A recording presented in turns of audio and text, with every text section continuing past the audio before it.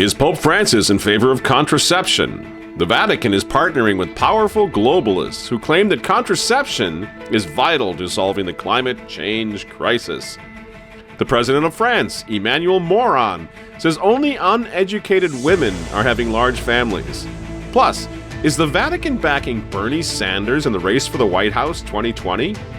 All that and more tonight from the editor's desk.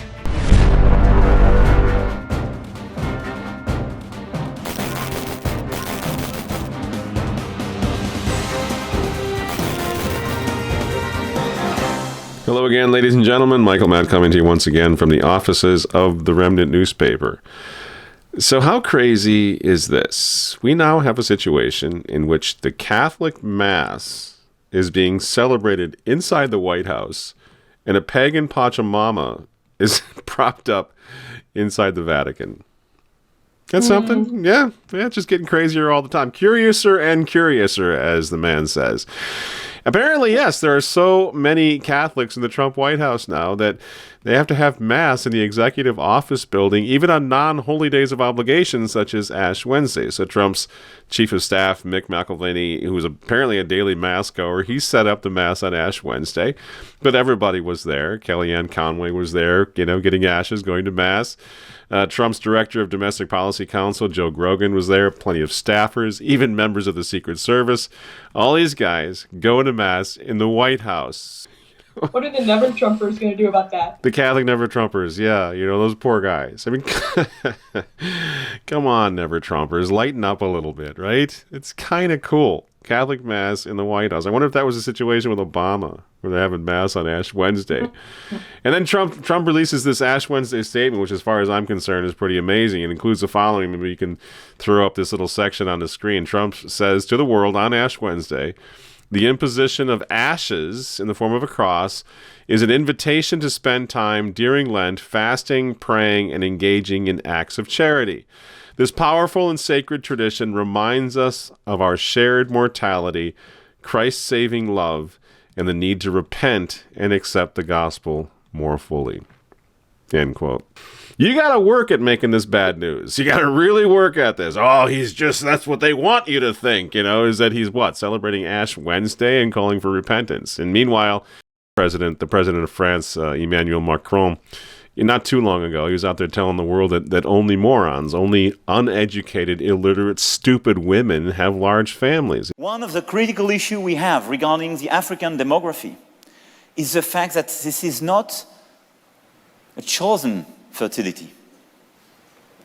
I always say, please present me the lady who decided, being perfectly educated, to have 7, 8, 9 children. I got 7 children, you little weasel, Emmanuel. My wife's a CPA with a couple of degrees, and our children are the greatest thing that ever happened to us. And especially as you get older, you realize that infrastructure coming up of your older children that you can lean on and not be dependent upon the state. I mean, what an idiot. What an idiotic thing to say. And this from a guy in formerly Catholic France. It's truly, truly heartbreaking. But again, I guess, guys like Macron, they can't even help it. He's just doing what his globalist puppet masters are telling him and have been telling him to do for a long time. These comments that President Macron made were made at a Gates Foundation event, and I know that you are familiar with Bill and Melinda Gates. What are they trying to do in Africa? What is their agenda? That African women's fertility is a problem, that African women's fertility cannot go hand in hand with economic development. So this is population control. This is eugenics. That I think it's a very eugenic message that they are forming now, but it's also a very sleek message. But all these guys are true believers in this new climate change religion, and it is. It's a matter of faith. There's nothing wrong with the planet. Are you aware of a huge problem with the planet? Are you terrified every day? Is the sun not going to come up? Is the moon not going to rise? What are we talking about here? There's nothing wrong with the planet. You got crazy people on the planet, and you got weird globalists who want to take away all of our civil liberties, who are trying to literally scare the hell out of everybody. Ooh, the sky is falling. The planet's burning up. We only have 12 years left. Blah, blah, blah. So what's the solution? We need to educate the world in order to depopulate the world so that we can save the planet from climate change. And this worries me a little bit because last time Earth was about a half a degree warmer than it is now was 115,000 years ago. We're absolutely close to a collapse of the ice sheets. Could take 100 years, could take 150 years, nobody knows. What you just said is one of the most insanely idiotic things I have ever heard. And Francis is partnering with them. I can't find any good reasons for why the leader of the Catholic Church would be partnering with these people, these pro-abortion, pro-contraception wackos. The church is in shambles throughout the whole world. You think Francis might be a little bit worried about that, right? But instead, Pope Francis is out there right now inviting rock stars, sports heroes, and globalists to come to the Vatican now in this May, in a few months. I'm going to try to be there. Come to the Vatican in May to sign a global education pact. We've talked about this, but I really want you to think about what this really means and the ramifications of this. This is going to happen in May in the Vatican, and this thing promises to educate the world, right? Now, educate the world in the Bible? You'd think maybe, since the Pope is calling for this, but no, not so much. Maybe in Catholic theology, they're going to educate the world in Catholic theology, they're going to educate the world in pro-life activism, perhaps? Not on your life. The Pope met with the Congregation for Catholic Education, the Vatican body which promotes and coordinates academic initiatives. It is in charge of organizing a conference taking place May 14th at the request of Pope Francis. The goal is to form a global educational pact. Il patto educativo non deve essere un semplice ordinamento, non deve essere un ricucinato dei positivismi che noi abbiamo ricevuto dell'educazione, dell'illustrazione. Deve essere rivoluzionario. Oh boy, we got the hippie guy. He says he's going to start a revolution.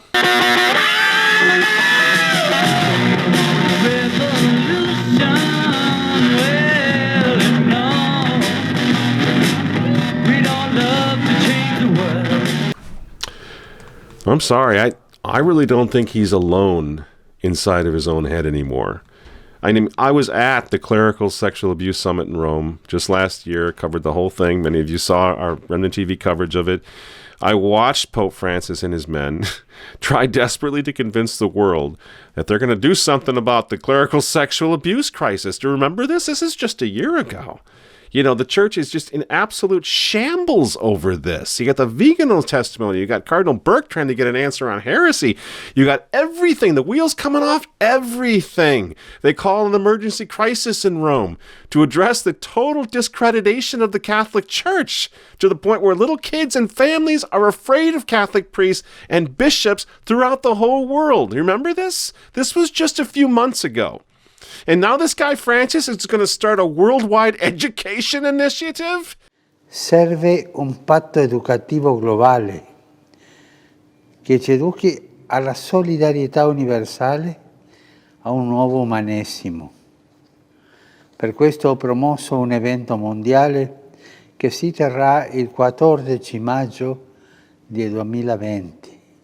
What happened to the sex abuse crisis, Holiness? You got that one all figured out? You've moved on to something new now?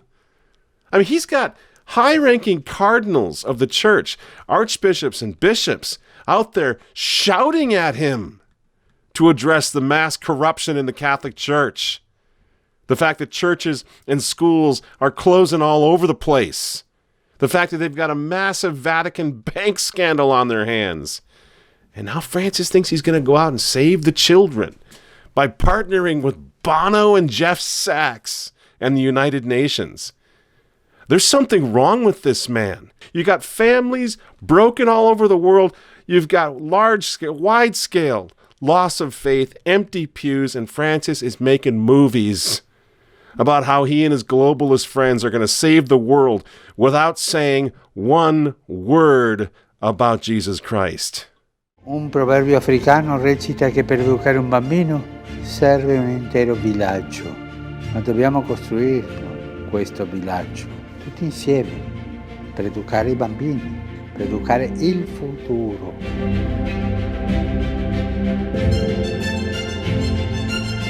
Dobbiamo fare in modo che in questo villaggio nasca una convergenza globale per un'alleanza tra gli abitanti della terra e la casa comune, affinché l'educazione sia creatrice di pace, di giustizia, sia accoglienza tra tutti i popoli della famiglia umana, nonché di dialogo tra le loro religioni.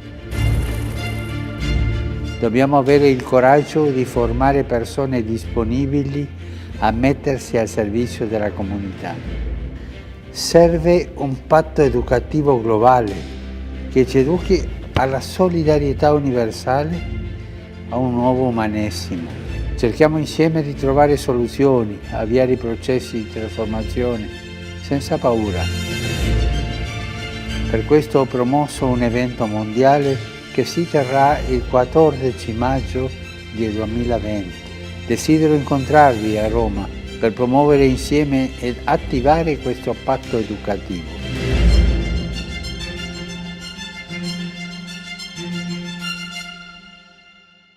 No, Francis. We don't need your global brotherhood and solidarity with your Freemason friends. We need Christ in the world, your holiness. And you know what else we need? We need a vicar of Christ who's not some delusional little dupe of the United Nations. That would be nice. I mean, friends, we don't have time to go into all this, but just please, I'll put on the screen Diane Montagne's new piece, my good friend Diane Montagne's piece from the Vatican. It's like the church. You read this thing, it's like the church has been handed over to the guys in the diapers and the trifocals out there eating pudding in the main dining room. I mean, I'm sorry, but that's the way these people sound, like they're completely delusional, like they have dementia. I can't even believe they're serious. Francis's Global Education Pact, they're calling it a manifesto. Now, that doesn't sound wacky at all, does it? Francis got himself a manifesto coming out. It's going to be signed, again, according to this report, it's going to be signed at a globally televised Vatican event on March 14th. Globally televised. I'm sure everybody's going to be tuning in for that. It'll be like the Super Bowl, you know? It's going to be picked up everywhere.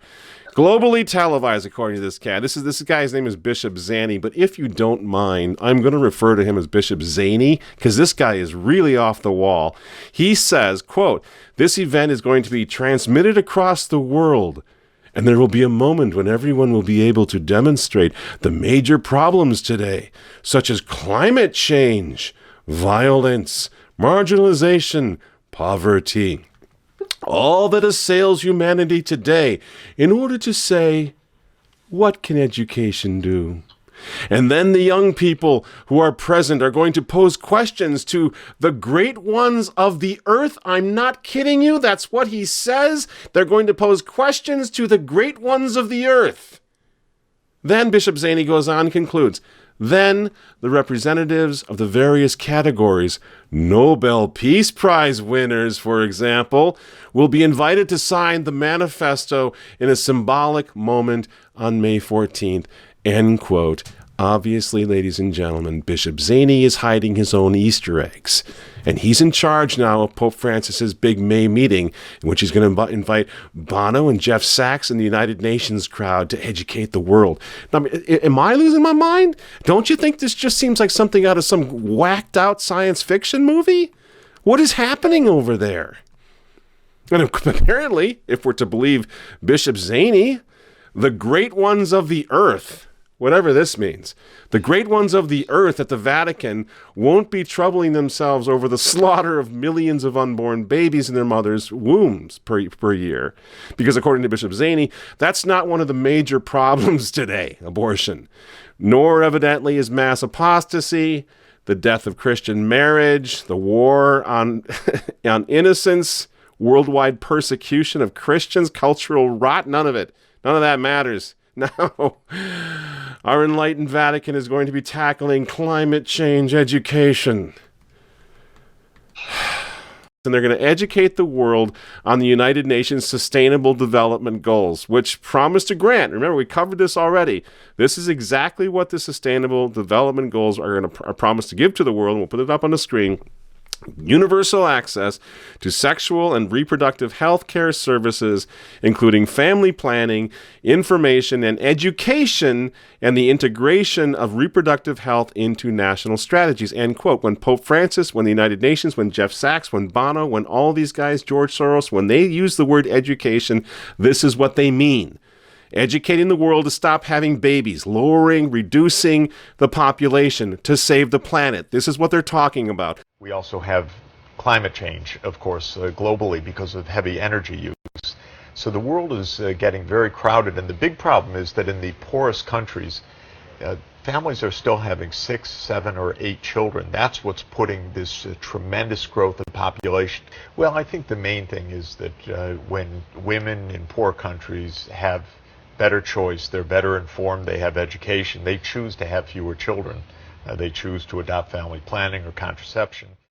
These UN characters, these globalists, who've been discredited time and time again over the past 25, 30 years, 40 years, they need the Catholic Pope. They need the moral authority of the Church now. They need Francis to promote the United Nations agenda in the Catholic countries of the Third World, specifically and most importantly in Africa, where there are a lot of great practicing Catholics having huge families, loving God, loving each other, doing the right thing. We're joined now by Obianuju Ekiocha, the founder and president of Culture of Life Africa, as well as the author of Target Africa. And I'll show you my mother, I'll show you my mother's friends, I'll show you my aunties and our family friends who decided that they wanted this large family, because to us, a child born, even as the international world is looking at this African baby born as an unnecessary increase in population, but for us, every baby born is a new member, a valued member of our community of love.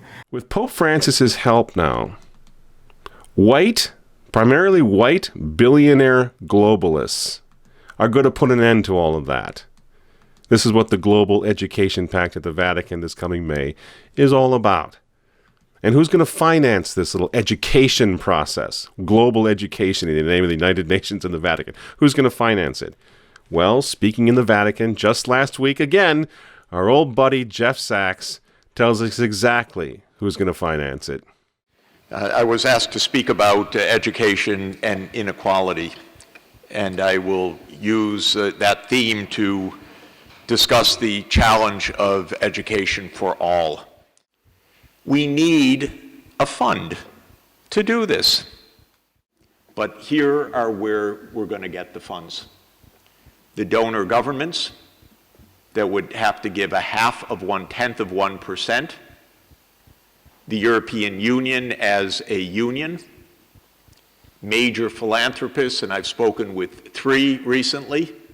Citizen is a global NGO for the SDGs. It's got many of the most famous rock stars in the world and performing artists. And then youth, Greta Thunberg and others, ready to join. Pope Francis is our greatest mobilizer for decency in the world. And when Pope Francis calls for a global compact for education, let us use the occasion to mobilize the basic financing. We will get this done. Even by May, I've spoken with some of the world's wealthiest people. They want to be here for this occasion. Be financed by the United Nations, by the World Bank, by the IMF. These are the people, these are the organizations the Vatican, Pope Francis is partnering with, at least if we're to believe Jeffrey Sachs, a trusted advisor to Pope Francis, who again speaks at the Vatican on a monthly basis now. Trusted advisor to the Vatican. So now you tell me, why shouldn't I or anybody else be scandalized by the fact that the Pope is apparently now a population control advocate who's in favor of worldwide promotion of artificial contraception and abortion, whatever else they need to lower the population? Why is it our fault that we're scandalized by this evil alliance, this public alliance between the Pope and these population controller United Nations guys? Why is it our fault? It's the obligation, the onus is on the Holy Father, the one in charge, the parent, if you will, to make sure that children are not scandalized by him fraternizing with pro-abortion advocates. You see, it's their job to make sure we're not scandalized. Here's the thing. We are scandalized.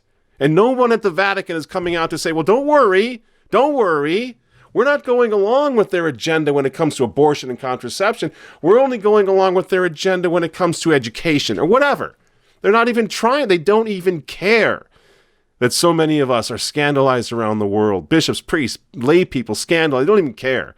So if they don't care, and if they're not taking steps to see to it that we're not scandalized, quite obviously they don't care if we come to the conclusion that the church has been infiltrated and that they do support the population controlling agenda of the United Nations. Otherwise, why are they having these people coming in and out of the Vatican? Why are they partnering with these guys? If they so thoroughly disagree with their anti-Catholic moral message on abortion and contraception. It makes no sense. But there's more, because we haven't gotten to the best part yet. We haven't gotten to the Vatican-Bernie Sanders connection. I know we've done it in other shows, but let's do it again in this one so we can really drive this point home. Bernie Sanders is a pro-abort socialist Democrat. Now he's the front runner for the president, for the White House in 2020. He's also a huge fan of Pope Francis. We have a man today who I believe is the outstanding global leader of our time in the fight for social justice, economic justice, and trying to combat climate change. Bernie Sanders' advisor is none other than Vatican expert and close friend of Francis, Jeffrey Sachs. Donald Trump is a demagogue and a con man. He blames everybody but the real culprits. He blames African Americans, Hispanics, Chinese immigrants, anybody to divert attention from the corporate greed that is wrecking our nation. We need Bernie Sanders as president, and we need him urgently. We need to get our country back on track, and Bernie is the leader to do it.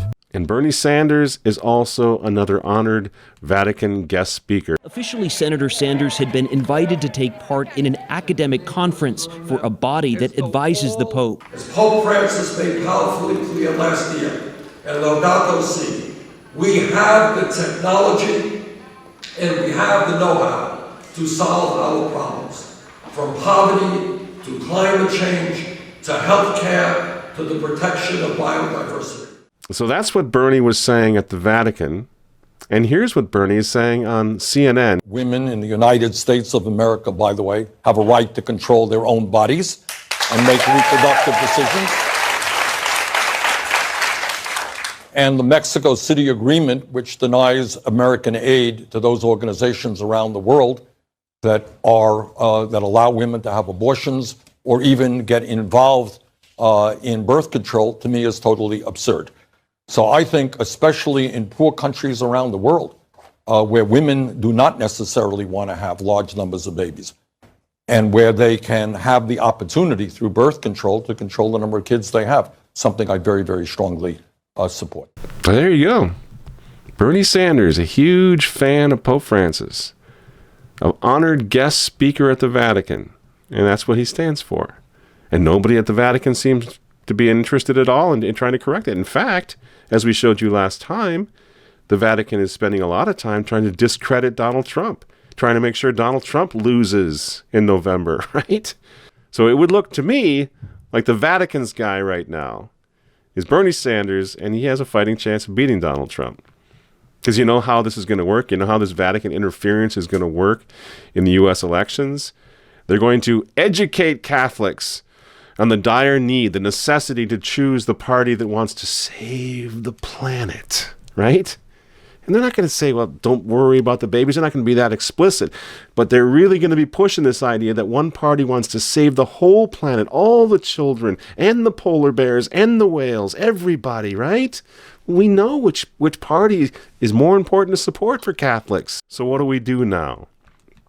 Again, when we say every time, we pray about it first and foremost, but then we demand, then we go into the public square, then we speak up, then we write articles, then we write letters to the editor, and we demand that Pope Francis tell the world if he's opposed to artificial contraception or not. That's what he has to do. If he's against it, all he has to do is tell everybody that he is. Where is Francis on contraception? And if he is against contraception, you know, the way the United Nations is peddling it all over the place, if he really is against it, when's he going to tell his friend Jeff Sachs about that? When are we going to have Jeff Sachs pointing out that, yeah, I'm here in the Vatican, but the Vatican actually doesn't support my contraception population controlling agenda? When's that going to happen? It isn't going to happen. Something is very wrong in Rome. The fort has been betrayed. The church has been infiltrated. And again, God will restore. It's his church to save. But in the meantime, we have no choice as soldiers of Christ but to stand against these men